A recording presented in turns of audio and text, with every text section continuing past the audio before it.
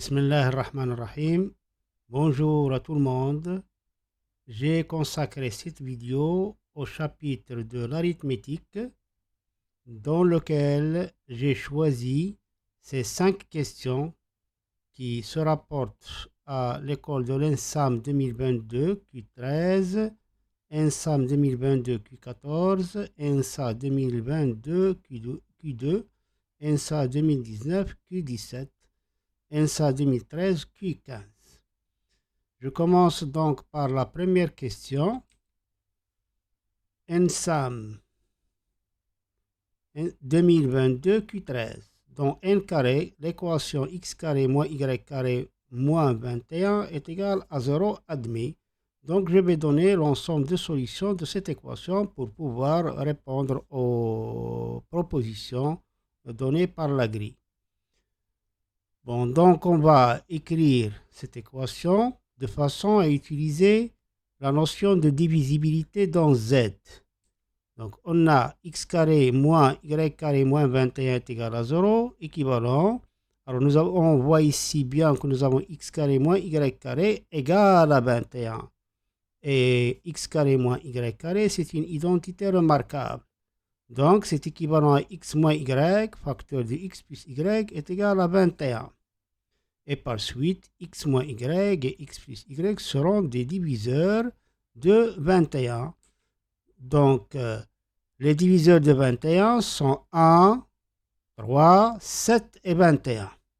Donc, pour que ce produit-là soit égal à 21, et sachant bien sûr que x moins y appartient à z, et x plus y appartient à z.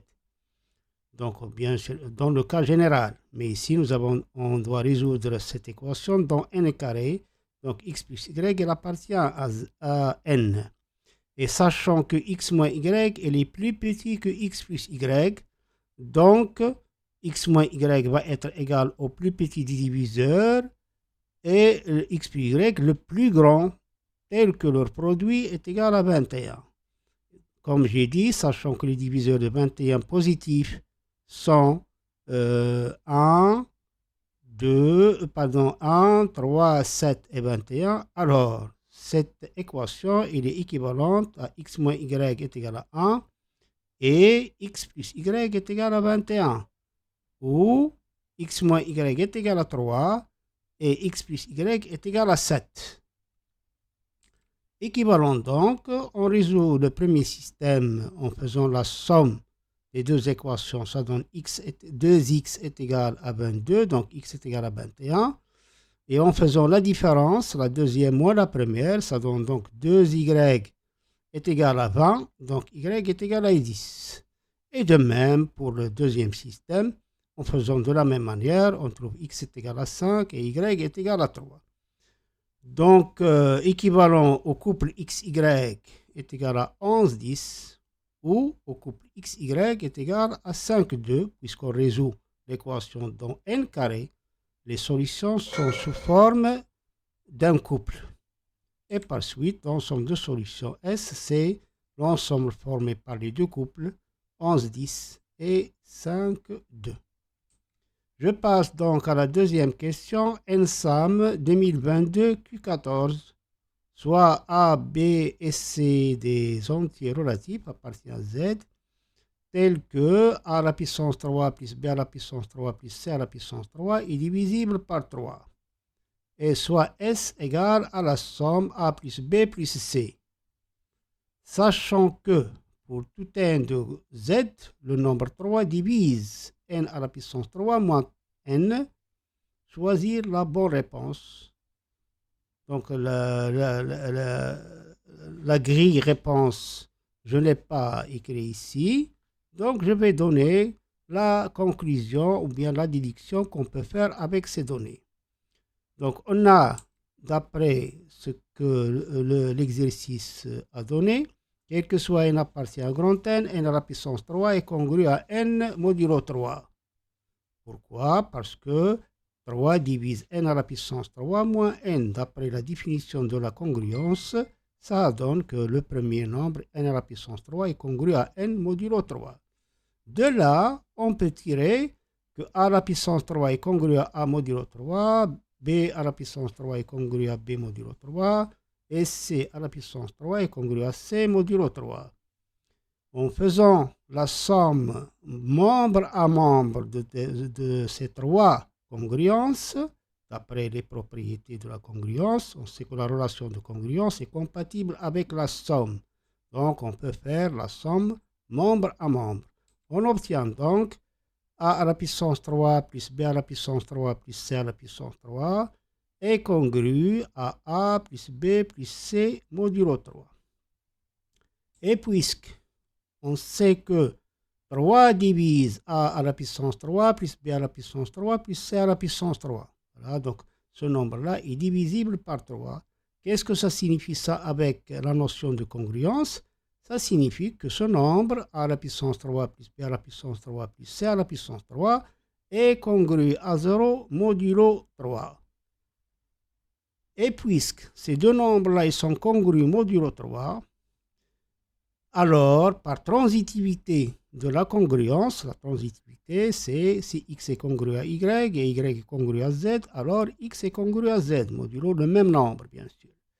Donc on connaît que ces deux nombres sont congrus modulo 3. Le premier est congru à 0 modulo 3, donc le deuxième est aussi congru à 0 modulo 3. Ce qu'on peut dire que 3 divise le nombre A plus B plus C, c'est-à-dire le nombre A plus B plus C est divisible par 3, c'est-à-dire S est divisible par 3. Je passe à la question suivante. ENSA 2022 Q2. Le nombre des diviseurs positifs de n est égal à n qui est égal, le nombre de diviseurs positifs de n qui est égal à 546 multiplié par 840 et, c'est-à-dire on doit chercher le nombre de diviseurs de ce nombre-là. Alors ici, je vais vous rappeler une propriété.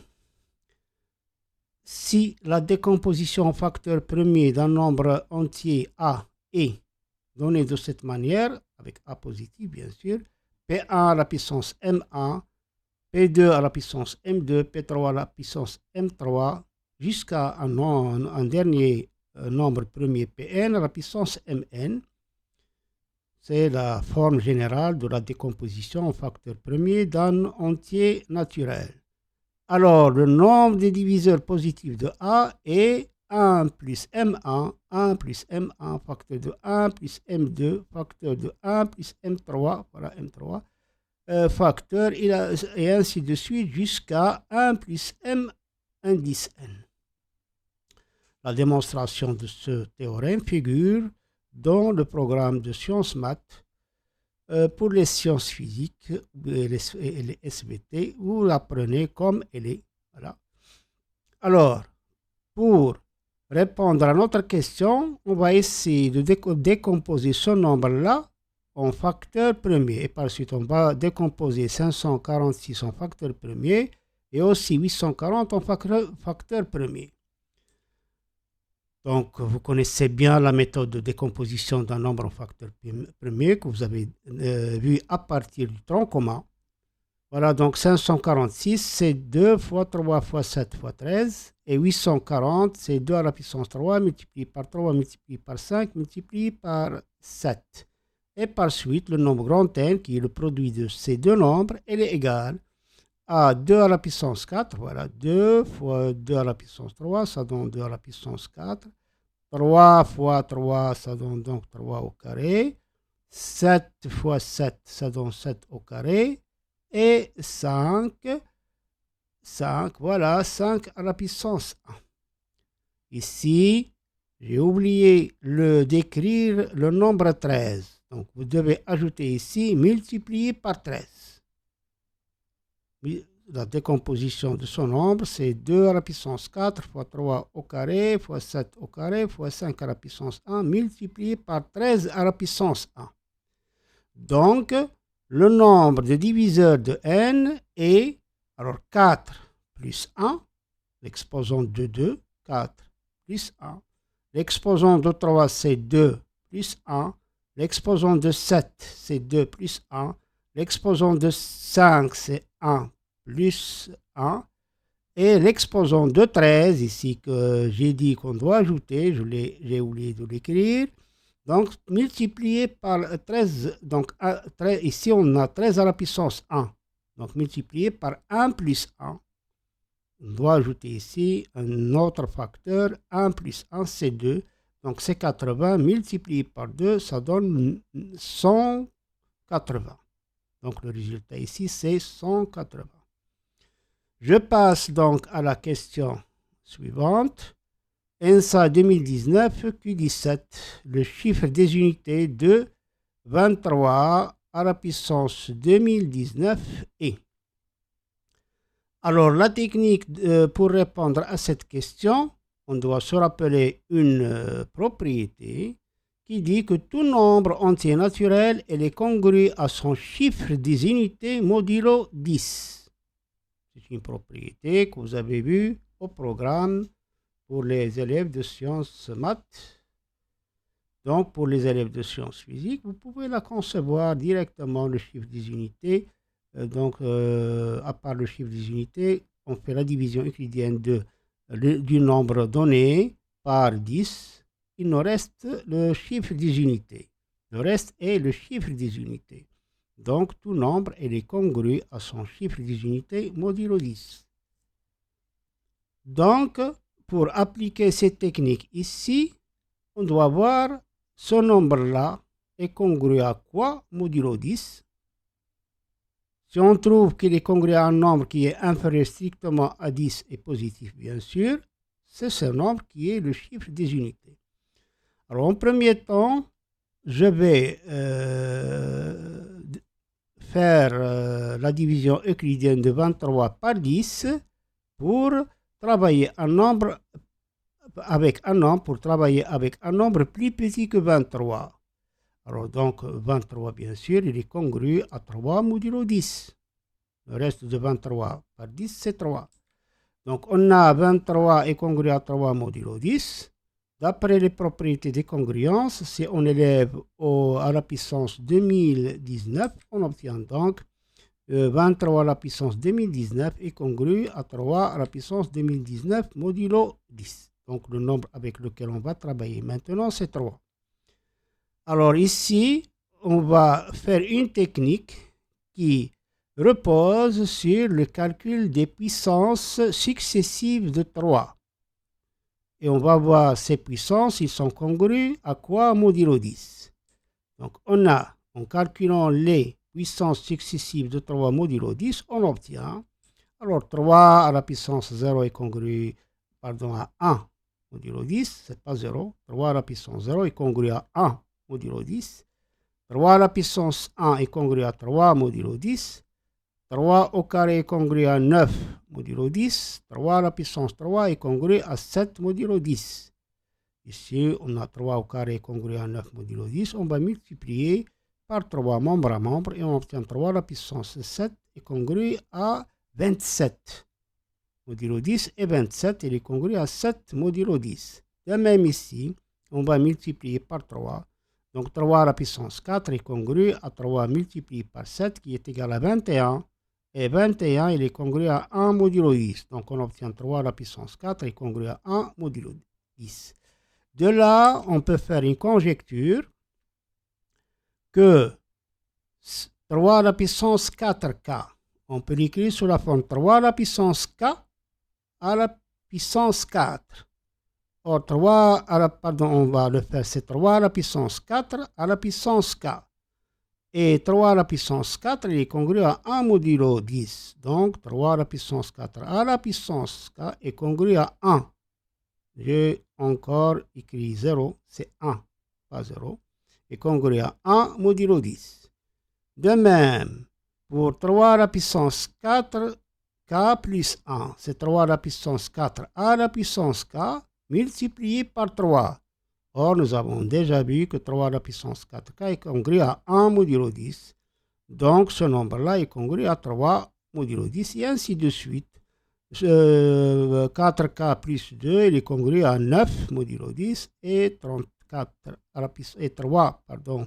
3 à la puissance 4k plus 3 est congru à 7 modulo 10. Ici, on doit écrire 3 et pas 34. C'est une erreur de frappe.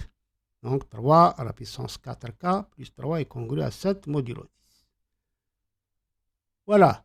Alors donc, pour voir le nombre 3 à la puissance 2019, il est congru à quoi modulo 10? On doit voir 2019, il s'écrit sous quelle forme? Est-ce qu'il s'écrit sous la forme 4K? Est-ce qu'il s'écrit sous la forme 4K plus 1? Est-ce qu'il s'écrit sous la forme 4K plus 2? Est-ce qu'il s'écrit sous la forme 4K plus 3? Pour cela, on va faire la division euclidienne de 2019 par 4. Donc, on doit voir le reste de 2019 par 4. En faisant la division euclidienne, on trouve bien que 2019 est égal à 4 multiplié par 504 plus 3. Donc, le reste, donc ce nombre-là, 2019, il s'écrit bien sous la forme 4K plus 3. C'est le dernier cas ici. Donc, 3 à la puissance 2019, elle est congrue à 7 modulo 10. Donc, 23 à la puissance 2019 est congru à 7 modulo 10. Et puisque 7 elle est compris entre 0 et 10, strictement, alors 7 est le chiffre des unités du nombre 23 à la puissance 2019. Voilà, donc ce chiffre des unités il est égal à 7. Je passe à la question suivante. ENSA 2013 Q15, le reste de la division euclidienne de ce nombre-là, 1, 2, 3, 4 à la puissance 4, 3, 2, 1, plus 4, 3, 2, 1 à la puissance 1, 2, 3, 4 par 7 et on doit donc trouver ce reste par 7. Donc pour cela, on va essayer de voir ce nombre-là, il est congru à quoi modulo 7. Alors donc on va utiliser la congruence de ce nombre par 7. Alors pour faire rétrécir ce nombre, c'est-à-dire on va essayer d'obtenir ici un nombre plus petit que 1234, on va faire la division euclidienne de 1234 par 7. Et de même ici, on va faire la division euclidienne de ce nombre par 7. Bien. Alors, lorsqu'on va faire ça, on va essayer d'appliquer ce théorème qu'on appelle le petit théorème de Fermat. Si P est un nombre premier positif et A est un entier tel que P ne divise pas A, d'une autre façon, signifie que P et A sont premiers entre eux, alors A à la puissance P-1 est congru à 1 modulo P. On commence donc notre travail. J'ai dit, je vais chercher le reste de la division euclidienne de ce nombre par 7. Si on effectue la division euclidienne, on trouve que c'est 2. Donc 1234 est congru à 2 modulo 7. Et de même, en faisant la division euclidienne de 4321 par 7, on trouve que ce nombre est congru à 4 modulo 7. Alors, donc, on va utiliser les propriétés des congruences et puissance. Donc, ce nombre à la puissance 4321 est congru à 2 à la puissance 4321 modulo 7. Et aussi, 4321 à la puissance 1234, elle est congrue à 4. En faisant la puissance ici, l'exposant c'est 1234. On obtient donc cette relation. Et en faisant la somme, avant de faire la somme, on va utiliser le petit théorème de Fermat. Sachant bien sûr que 7 est premier, c'est un nombre premier. Le nombre P-1, dans ce cas-là, il est égal à 6. Donc, je vais essayer de voir 4321, il s'écrit en fonction de 6. Je vais faire la division euclidienne, d'abord de ce nombre-là, 1234 par 6. Voilà. elle est égale à 205 multiplié par 6 plus 4. Et de même, cet exposant-là, elle est égale à 720 multiplié par 6 plus 1. J'ai effectué la division euclidienne des exposants que nous avons ici, cet exposant-là et celui-là, par 6. Donc, je vais utiliser donc cette écriture. Donc, 2 à la puissance 4321, il va s'écrire sous la forme et congrue à quoi? À 2 à la puissance 720 multiplié par 6 plus 1. Ce nombre-là, modulo 7.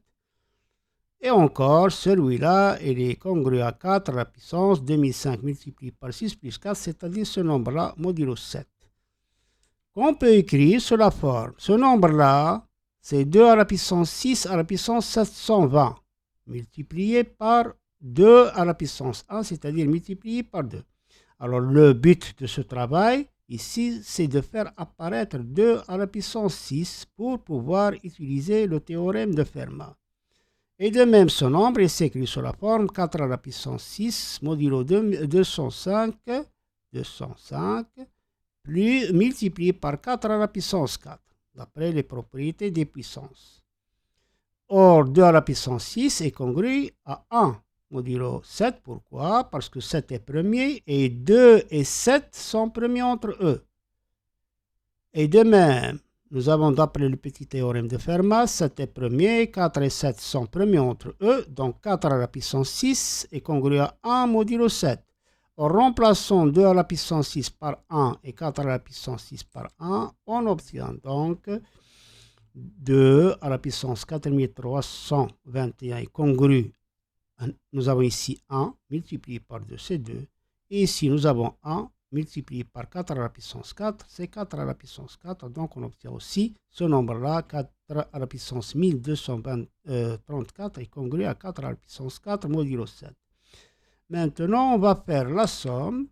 En faisant la somme, membre à membre, on obtient 2 à la puissance 4321 plus 4 à la puissance 1234 est congru à 2 plus 4 à la puissance 4, modulo 7.